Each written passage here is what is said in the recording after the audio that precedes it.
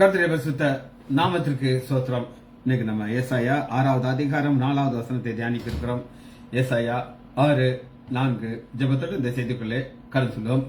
கர்த்தரை நம்பியே ஜீவிப்போம், கவலை கஷ்டங்கள் தீர்ந்திடும், கைவிட காத்திடும் பரமனேன் கரங்களை பற்றி கொள்வாம், கைவிட காத்திடும் பரமனேன் கரங்களை நாம் பற்றி கொள்வாம்.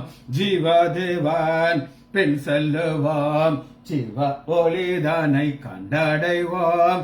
ஜீவதேவன் பின் செல்லுவாம், ஜீவ ஒளிதனை கண்டடைவோம். மனதின் காரில் நீங்கிடவே மாசமாதானம் தங்கம், மனதின் காரில் நீங்கிடவே மாசமாதானம் தங்கம். உண்மை வழி நடந்திடம் உத்தமனுக்கென்றும் கர்த்தர் துணை, உண்மை வழி நடந்திடம் உத்தமனுக்கென்றும் கர்த்தர் துணை. கண்கள் அவன் மேல் வைத்திடுவார், கருத்தாய் காத்திடுவார். கண்கள் அவன் மேல் வைத்திடுவார், கருத்தாய் காத்திடுவார்.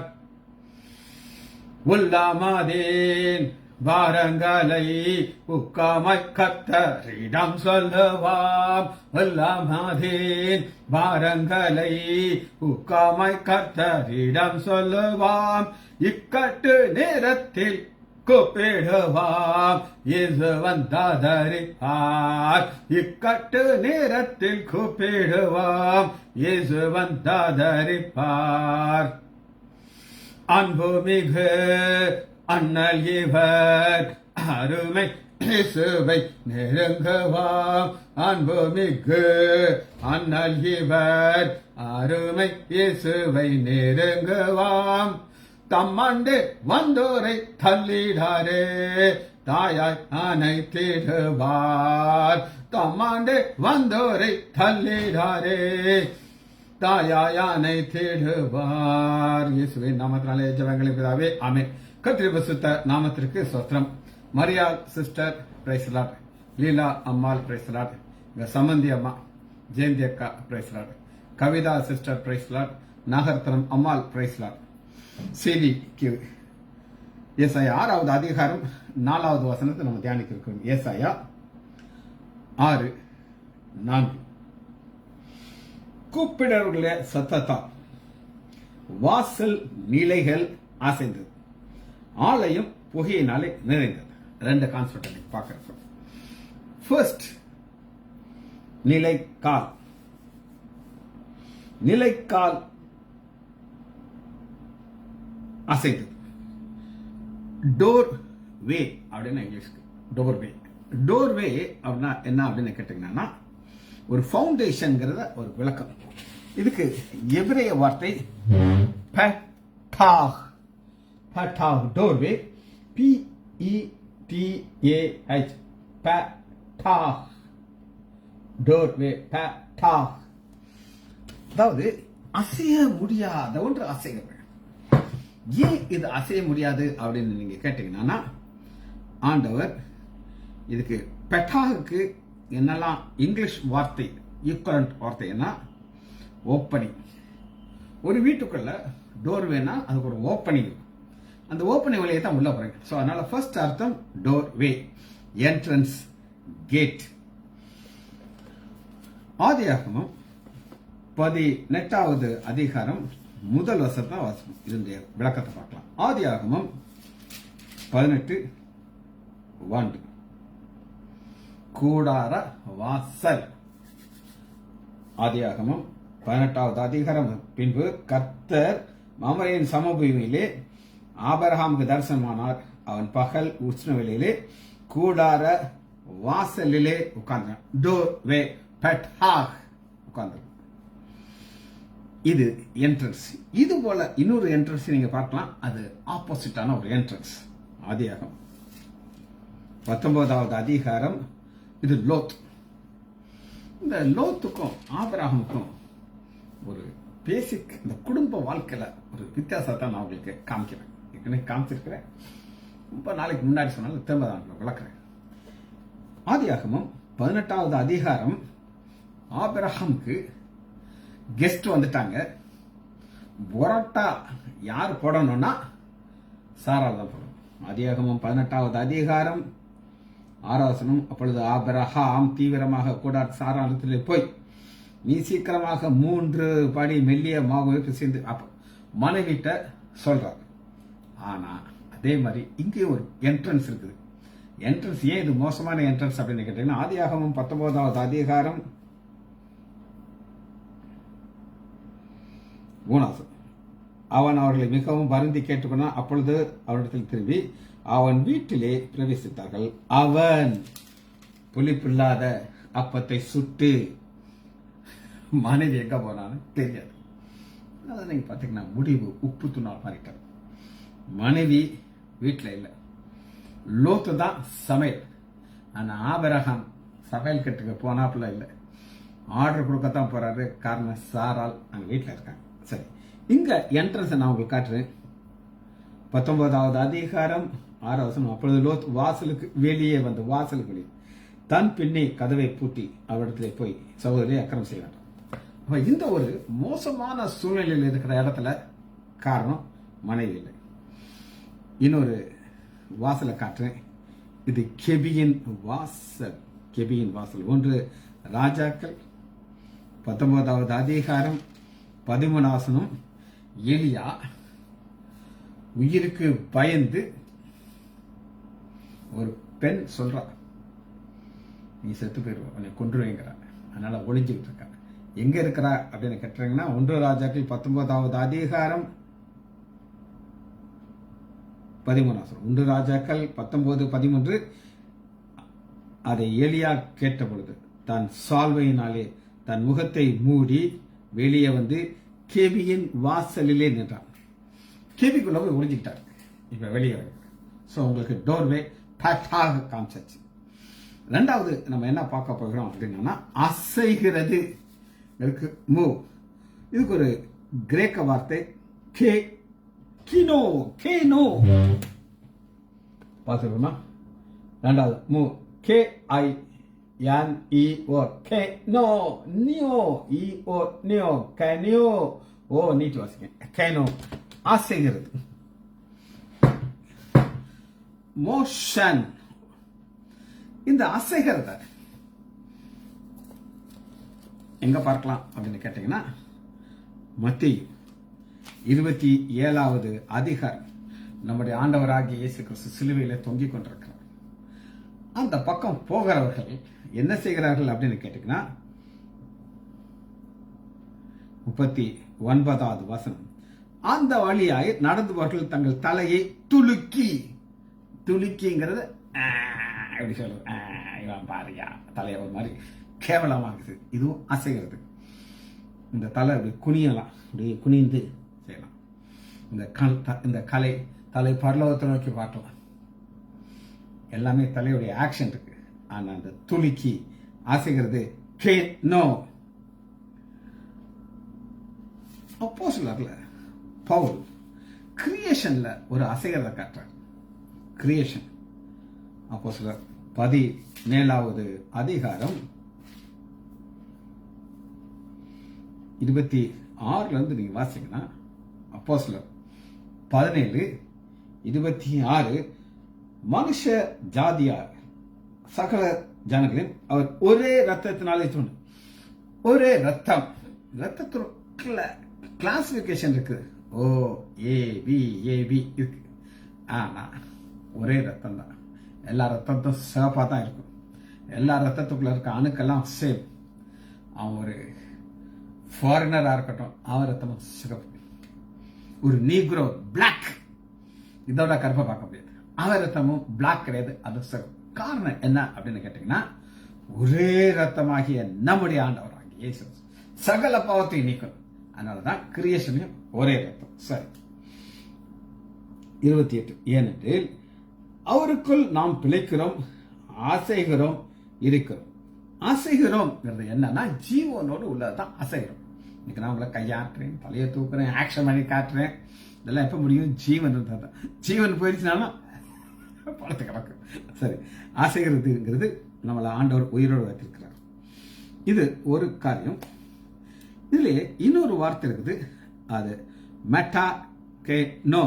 மெட்டா கேனோ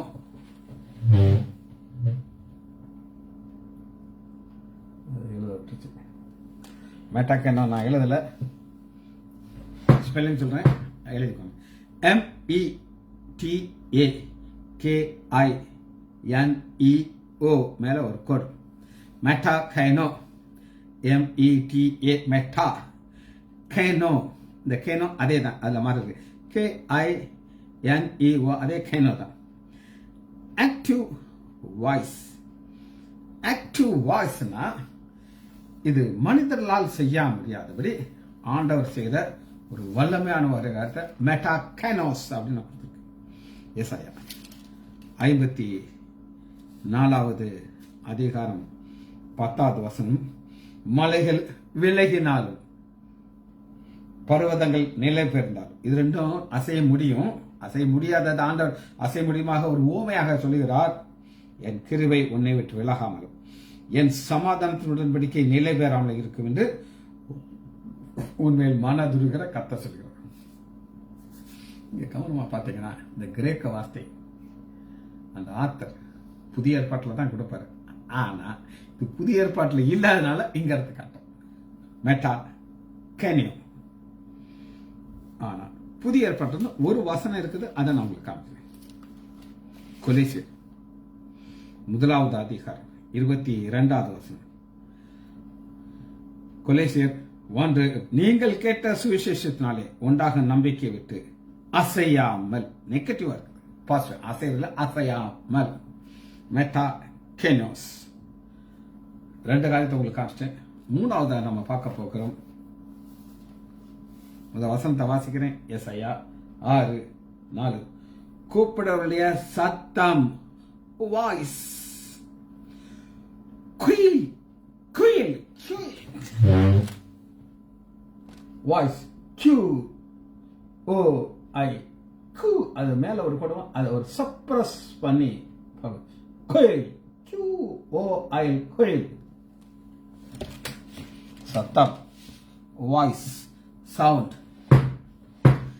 இந்த சத்தம் எல்லாமே சத்தங்கள் இருந்தாலும் அவர் ஒரு சத்தத்தை காட்டுகிறார். இது தேவன் ஆச்சரியமான விதத்துல கிரியை செய்கிற ஒரு சத்தம், ஆச்சரியமான ஒரு வாய்ஸ். யோசுவா 10வது அதிகாரம் 14வது. ஒரு மனிதனுடைய சத்தத்தை ஆண்டவர் கேட்டு ஒரு அற்புதத்தை செய்கிறார். வாய்ஸ். யோசுவா 10வது அதிகாரம் 14வது. இப்படி கர்த்தர் ஒரு மனிதனுடைய சொல், மனிதனுடைய குரல் கேட்டு நாளைக்கு ஒத்த முன்னுமில்லை பின்வில் இஸ்ரவேலுக்கு யுத்தம் பண்ணார். நான் சின்ன பையன், குட்டி பையன் கிடையாது, ஒரு வாலிப வயதில் இருக்கும்போது ஒரு பயங்கர பைபிள் காலம் இவரை மறைச்சிட்டார். இதை எக்ஸ்பிளைன் பண்றாங்க. எப்படி எக்ஸ்பிளைன் பண்றாரு அப்படின்னு கேட்டீங்கன்னா, இந்த சயின்டிஸ்ட் நாட்கள் எல்லாத்தையுமே கரெக்டா கால்குலேட் பண்றாங்க. கிமு கிபி எல்லாத்தையும் பார்த்து பார்த்து பார்த்து பார்த்து அதுல கால்குலேஷன்ல இந்த ஃபியூ ஹவர்ஸ் ஒத்து போக மாட்டேங்கிறாங்க. நீ காலியா இருக்க, அந்த டைமை உங்களால கண்டுபிடிக்க முடியல. அப்ப அந்த சயின்டிஸ்ட் ஒருத்தர், கிறிஸ்தவன் ஒருத்தர் இருந்தார். அவர் சொல்றாரா, யோசுவாவை எடுத்து வாசிச்சு பாருங்க. அப்ப ஆண்டவர் என்ன செய்யறாரு, சூரியனை நிப்பாட்டுறாரு, சந்திரனை நெல்லுங்கிறார். அப்படி நிற்கிற ஏறக்குறைய ஒரு பகல் முழுவதும் நடுவாங்க. அந்த ஒரு பகலை தான் நம்ம தேடுகிறோம், காணோட்டு. அது இங்க இருக்குன்னு எல்லாரும் ஆச்சரியப்பட்டாங்க. எப்படியா பைபிள் நம்முடைய ப்ராப்ளத்தை சால்வ் பண்ணுது அப்படின்னு சொல்லி. சரி, அது உங்களுக்கு ஒரு போனஸ். அடுத்து கடைசியாக 4வதாக நம்ம பார்க்கிறோம் ஹவுஸ்.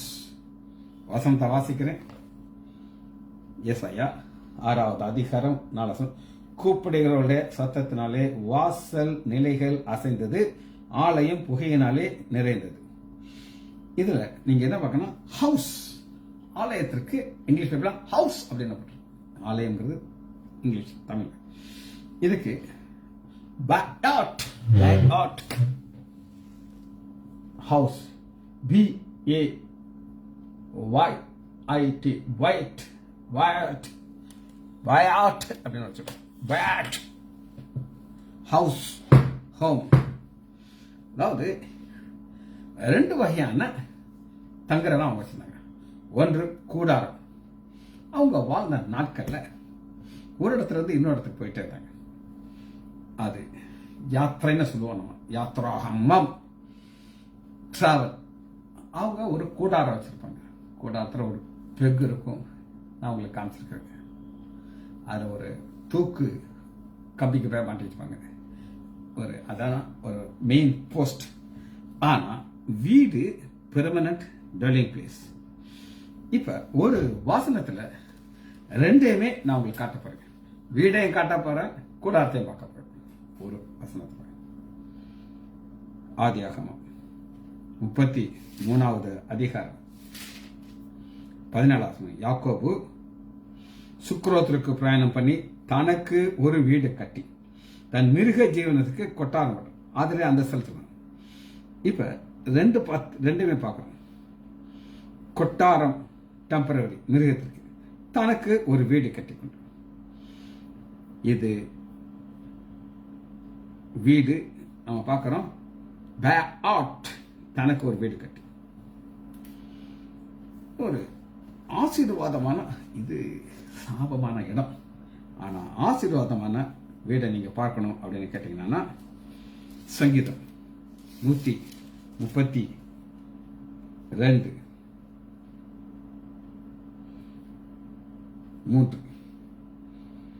தாவீதுடைய வாஞ்சி.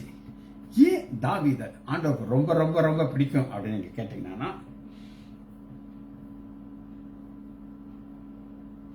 இரண்டாவது, அவன் நாம் கர்த்தருக்கு ஒரு இடத்தையும் யாக்கோபின் வல்லவருக்கு ஒரு ஸ்தலத்தையும் காணும் மட்டும் என் இருதயத்தில் நிறைவேறும். என் வீடாக்கிய கூடாரத்தில் பிரவேசிப்பதும் இல்லை, என் படுக்கை மேல் கட்டுமேல் நான். வீடாகிய கூடாரத்தில் பெரிய அரண்மனை கட்டிட்டார். இல்லைன்னு இல்லை, கட்டின பிறகு அவர் நினைக்கிறாரு, இவ்வளவு பெரிய இடத்துல உட்காந்துட்டு இருக்கேன், என் ஆண்டவருக்கு நான் கேட்டு. விருதுநகர்ல ஒரு லேடி டாக்டர், பேர் சொல்ல மாட்டேன் உங்களுக்கு. அவங்க IMA, இந்தியன் மெடிக்கல் அசோசியேஷன்ல பயங்கர ஆக்டிவா இருக்கும். ஆக்டிவ்னா அப்படி ஒரு ஆக்டிவ் வந்தோமா. அது நீங்க பாண்டிய நகர் போற இந்த டர்னிங்ல இந்த பக்கம் போஸ்ட் ஆபீஸ் இருக்கு, ஏற்ற பெட்ரோல் பங்க், இந்த சைடு ஒரு பில்டிங் இருக்கு. அந்த இடம் வந்து வாங்கி ஒரு IMAக்கு ஒரு ஆபீஸ், ஒரு பில்டிங் கட்டணும். அந்த அம்மாவுக்கு பயங்கர வெறி.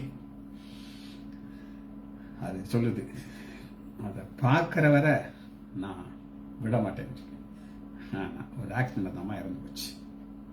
அந்த பில்டிங் வந்துச்சு. அந்த அம்மாவுடைய போட்டோ உள்ள இருக்கு, எங்க அப்பா போட்டோ இருக்குது, டாக்டர் T. முத்துசாமியுடைய போட்டோ இருக்குது, லேடி டாக்டர் மாதிரி போட்டோ இருக்கு. ஆனா அதை பார்க்காமலே அந்த அம்மா இறந்து போச்சு. ஆனா தாவீதுக்கு ஒரு வாஞ்சி, வெறி, நான் அதை கட்டாம இருக்க மாட்டேன் அப்படின்னு சொல்லி, என் வீடாகிய. இன்னொரு வீடு உங்களுக்கு காட்டுறேன். அது கொஞ்சம் வித்தியாசமான பேர் இருக்கிற ஒரு வீடு. அது எடுத்துக்கொள்ளாமா, எஸ்தர் எடுத்துக்கோங்க. அது தமிழ்ல கரெக்டா இல்லை, இங்கிலீஷ்ல ரொம்ப அருமையா இருக்கு. 6:2-5. எஸ்தர் 2வது அதிகாரம் 3வது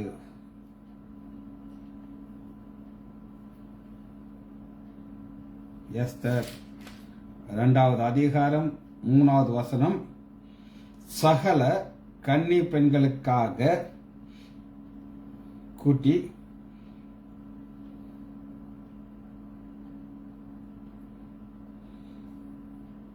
அரண்மனையில் இருக்கிற கன்னி மாடத்திற்கு அழைத்து வந்தது. கன்னி மாடம் அப்படி இருக்குது. ஆனா இங்கிலீஷ் பேப்பர்ல அருமையாக இருக்குது. அதுக்கு ஹவுஸ் ஆஃப் உமன். கன்னி மாடம், மாடம். ஆனா இங்கிலீஷ் பேப்பர்ல ஹவுஸ் ஆஃப் உமன், பெண்கள் மாத்திரம் இருக்கலாம். அருமையா இருக்கு. டிரான்ஸ்லேஷனை கத்துக்கிறதுக்கு இது தேவையான நீங்க கேட்கலாம், எனக்கு தேவை. இதை ஃபாலோ பண்றவங்களுக்கு ஒரு சிலருக்கு எனக்கு கிடைச்ச சந்தோஷம் கிடைக்காட்டாலும் ஒன்றும் பிரச்சனை இல்லை. சரி, இன்னொரு வீடை பார்த்துட்டு அதை முடிக்க போகிறோம். அது கொஞ்சம் மோசமான வீடு, நாம போகக்கூடாத ஒரு வீடு. அது நம்ம தெரியாம கூட நம்ம போயிடக்கூடாது. யோபு 17வது அதிகாரம் 13வது வசனம். அப்படி நான் காத்து கொண்டிருந்தாலும் பாதாளம் எனக்கு வீடா இருக்கும். பாதாளம் எனக்கு வீடா இருக்கும். நமக்கு பரலோகம் தான் நமக்கு வீடா இருக்கணும். ஆனா ஆப்போசிட், நம்ம போகக்கூடாத ஒரு இடம் பாதாளம்ங்கிற ஒரு வீடு. சரி, லாங்குவேஜ் பார்த்தாச்சு, இனி வார்த்தைகளே கடந்து வருகிறோம். ஃபர்ஸ்ட், இதில் நம்ம எங்கிருந்து இதை ஆரம்பிக்க போகிறோம் அப்படின்னு கேட்டீங்கன்னா, ஃபவுண்டேஷன். அந்த ஃபவுண்டேஷன் நான் உங்களுக்கு காமிச்சேன். 6வது அதிகாரம் 4 வசனம். கூப்பிடல சத்தத்தால் வாசல் நிலைகள் அசைந்தது. வாசல் நிலைகள்ங்கிறது ஃபவுண்டேஷன் சொல்லி பைபிள் இருக்கு. இது என்ன அப்படின்னு நீங்க கேட்டீங்கன்னா எடுத்துக்கொள்ளணுமா, யோபு கிரியேஷன் என்ற வார்த்தையை நீங்க பார்க்கலாம். 38வது அதிகாரம் 4 வசனம். 38:4. நான் பூமியை அஸ்திவாரப்படுத்தின போது நீ எங்கே இருந்தாய். பூமியுடைய அஸ்திவாரம்ங்கிற ஒரு அசைய முடியாத ஒரு இடத்தை அசையுது. காரணம் என்னன்னா, அது பரலோகத்திலிருந்து வருகிற ஒரு சத்தம், கிரியேஷன்.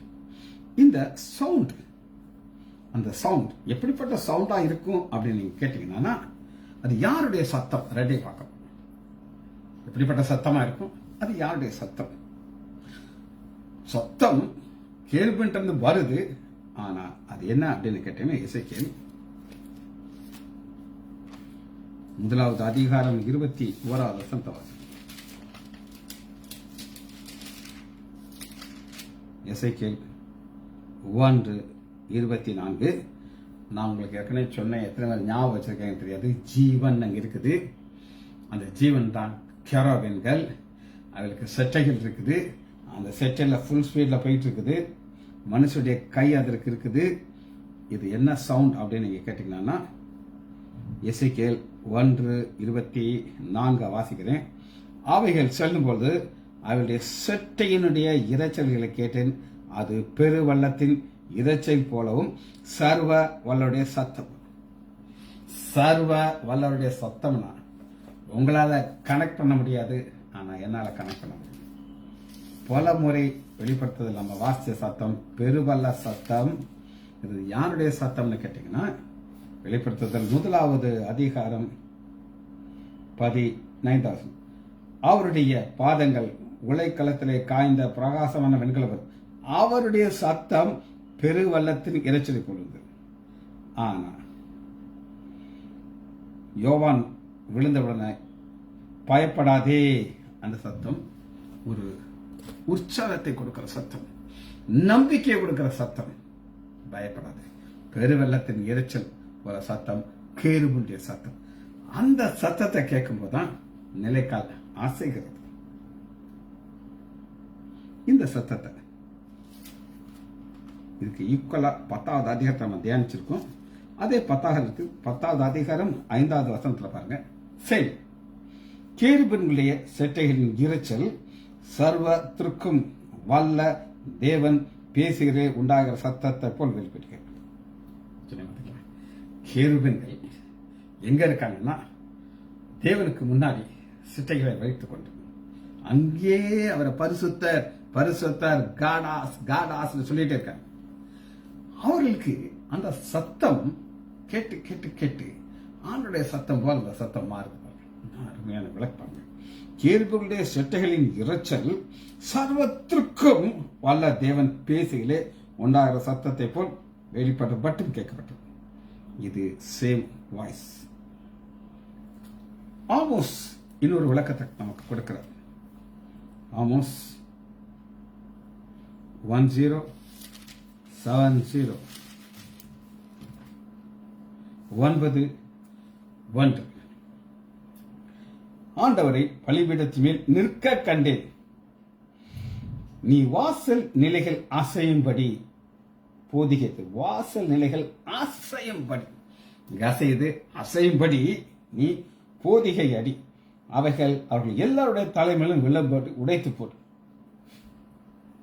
இது கோபத்தில் வருகிற ஒரு வார்த்தை. எல்லாமே நமக்கு தெரியும். ஆனா பிளேஸ் இஸ் த சேம், அதே இடம் தான். வாசல் நிலைகள் அப்படிங்கிறது என்ன அர்த்தம் அப்படின்னு கேட்டீங்கன்னா, யாத்ராகமம் 12வது அதிகாரம் இந்த வாசல் நிலைகள்ல ஒரு பாதுகாப்பு கொடுக்க சொல்கிறார் ஆண்டவர். வாசல் நிலைகள் யாத்ராகமம் 12வது அதிகாரம் 11.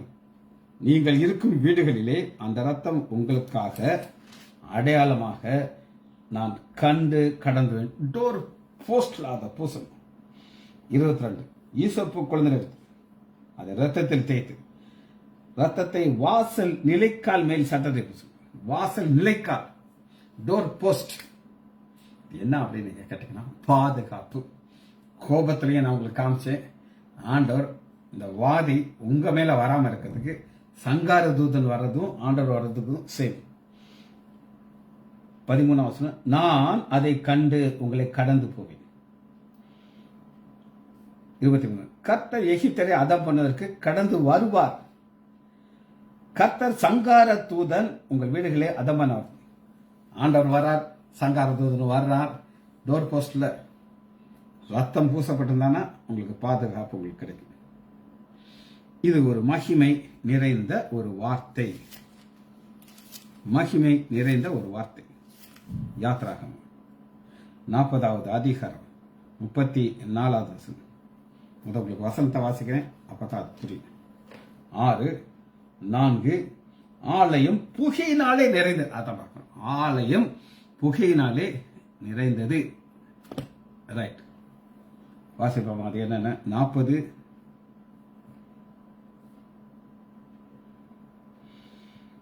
34. அப்பொழுது ஒரு மேகம் ஆசாரிப்பு கூடாரத்தை மூடியது.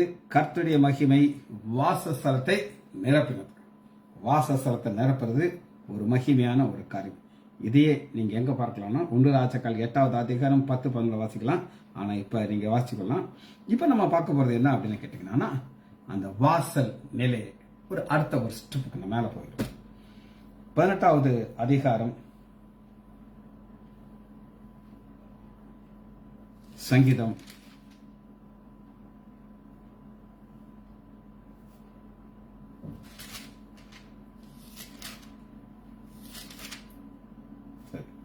24 வாசல் மகிமை ஆண்டவர் உள்ள போகிறார்.